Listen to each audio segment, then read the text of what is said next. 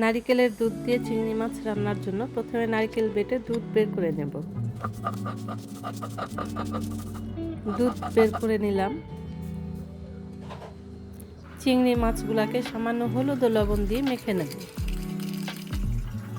কড়াইতে তেল গরম করে হালকা করে ভেজে নেব।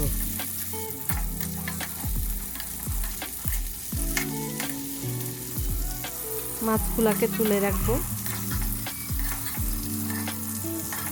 এখন এই তেলের মধ্যে 3 টেবিল চামচ পেঁয়াজ বাটা, 1 চা চামচ রসুন বাটা, 1 চা চামচ আদা বাটা, 1 চা চামচ জিরা বাটা, 1 চা চামচ ধনিয়ার গুঁড়া, 1/2 চা চামচ মরিচের গুঁড়া ও পরিমাণ মতো লবণ দিয়ে একটু কষিয়ে নেব।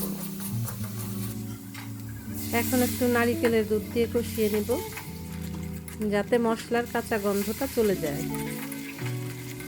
কষাতে কষাতে যখন মশলার ভিতরে তেল উঠে আসবে, তখন নারিকেলের গুঁড়া দুধটা দিয়ে দেব।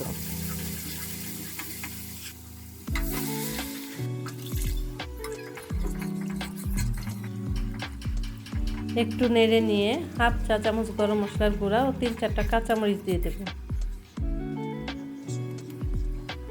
ভেজে রাখা চিংড়িগুলা দিয়ে দেব। এভাবে 4-5 মিনিট মিডিয়াম হাই জালে রান্না করে নেব। রান্না প্রায় হয়ে গেছে। পছন্দ মতো ঝোল রেখে নামিয়ে নেব। এটা ভাত, পোলাও যে কোনোটার সাথে খাওয়া যায়। এই ঝোলটা খুবই সুস্বাদু। ধন্যবাদ সবাইকে।